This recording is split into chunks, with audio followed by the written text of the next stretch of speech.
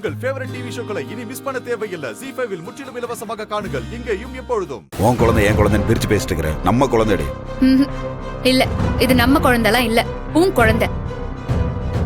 என் கனவை அடைய விடாம தடுக்கிறது உன் குழந்தைதான், நம்ம குழந்தை இல்ல. உனக்கு உன் குழந்தை வேணும்னா என்கிட்ட இந்த லெட்டரை காட்டி உனக்கு இதுல விருப்பம் இல்லைன்னு சொல்லியிருந்தேன்னு வச்சுக்கோயேன், நானே என் மனசை கல்லாக்கிட்டு விளையாடாம ஸ்டாப் பண்ணிருப்பேன். ஆனா அதை விட்டுட்டு இவ்ளோ கேவலமா நடந்திருக்க.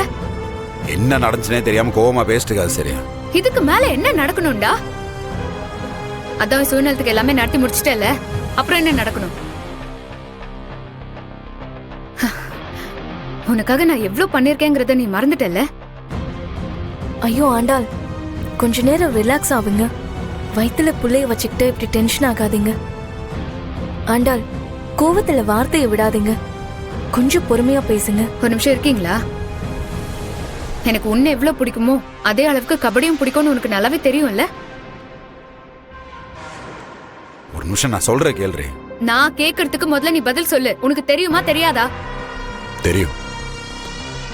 ஆனா உனக்கு எனக்கு எப்படி கல்யாணம் ஆச்சு? உன்னை புரிஞ்சுக்கிட்டு நீதான் என் உலகம்னு முடிவு பண்ணி உன் கூட வாழ்ந்துட்டு தானே இருக்கேன்.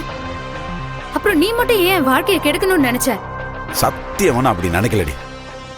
நான் உன்கிட்ட மறைக்கணும்னு நினைக்கலடி. நான் அன்னைக்கு என்ன நடந்துச்சுன்னு தெரியும். இது பாரு, பேசாத போதும்.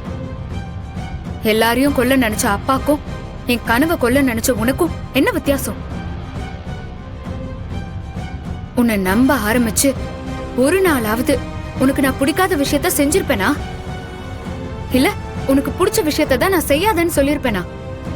நான் மட்டும் உன் மேல பைத்தியமா இருக்கணும், ஆனா நீ எனக்கு பிடிக்கும்னு தெரிஞ்ச விஷயத்த செய்ய விடாம தடுப்ப.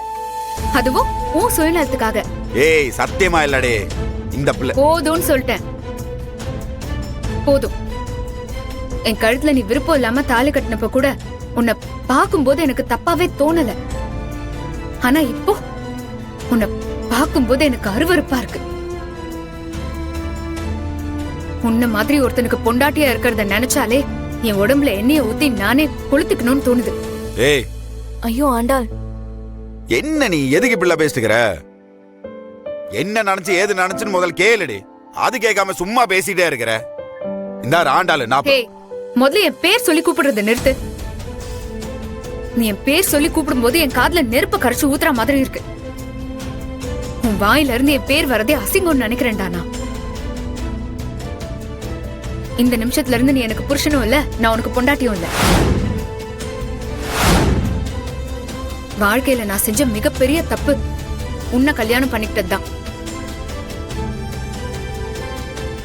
இனிமே நான் தயவு செஞ்சு சொல்றேன், என் வாழ்க்கைக்குள்ள வந்துராத.